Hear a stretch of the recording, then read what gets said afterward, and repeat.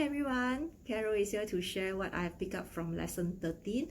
Lesson 13 focused very much about health divination, which to me I find that it's sensitive and yet it is also very useful because it actually helps to highlight certain early signals that our body is bringing us, and somehow or another it really triggers the onset and raise the alarm for people to seek proper medical help.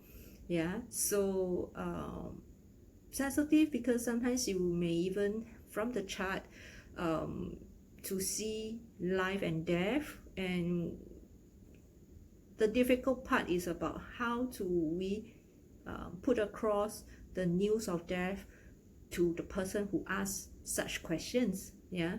Similarly, across the other previous divinations that we have learned, health divination actually has a few useful gods and stars that we need to take note of. In particular, the Qimen seeing, which is the problem star. This problem star actually represents illness, injuries, disease, and mental disorder. And also do look out for this Qimen view door because it actually bodes blood related issues or even stroke. So in any event, if we open a chart and we see that the Qimen actually appear together with a life door Shenmen within the same palace, then it actually spells hope for the person to recover. However, if we see the asker box, or within the same box with problem stars, we see open door with 9 earth, then it is something not very pleasant because it actually spells that the person is opening up the grave.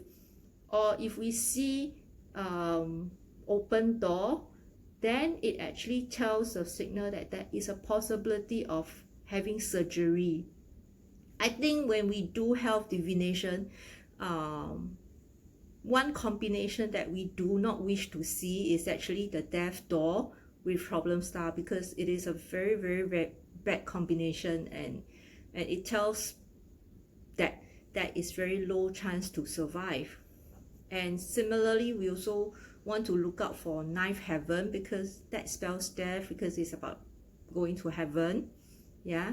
I think we are more on the lookout of what are the chances for the health to improve. So we do look out for whether in the box there is actually the problem star having this emptiness there, because if that happens, it does tell us that, well, health actually got chance to recover. And at the same time, we also want to know whether if whatever negative signals that is showing up in the chart, there is hope around to help.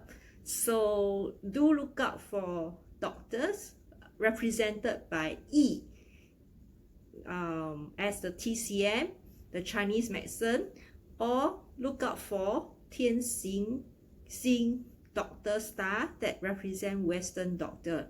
But one thing to note is, if let's say the questions is asking about the person being in hospital, then the E, which is the TCM, will not be applied for this context because the person is already in hospital. So more importantly is actually to locate where is the Tian Xing, which is the doctor star. And both stars, the E and the Tian Xing, they need to clash with the Tian Rui, need to clash with the problem star, so that there are chances to recover, and they cannot clash with the asker. Okay, so do remember that, because if it clashes with the asker, means that even the doctors cannot help the person. After going through all these are the general steps of reading And for health divination itself, it would be very helpful if we manage to get the asker's birth year as a reference, because it will tell the energy of that person for the whole year, to help us do a more precise reading. Yeah, so I think these are some of the key things that strikes me when I'm doing lesson 13. And it does actually strikes me that early prevention is cure. So to me, if we happen to know this skill set of doing health condition divination, it is definitely a skill that can really help a long way, because there are certain hidden signals that our body don't tell us. And Qimen has been really awesome that using the birth year, or even you don't have it, just opening up a chart will tell you what is happening to our body. Yeah, and that will actually give us the early heads up for us to go and seek proper medical help. Okay, so that's round up what I have picked up for lesson 13.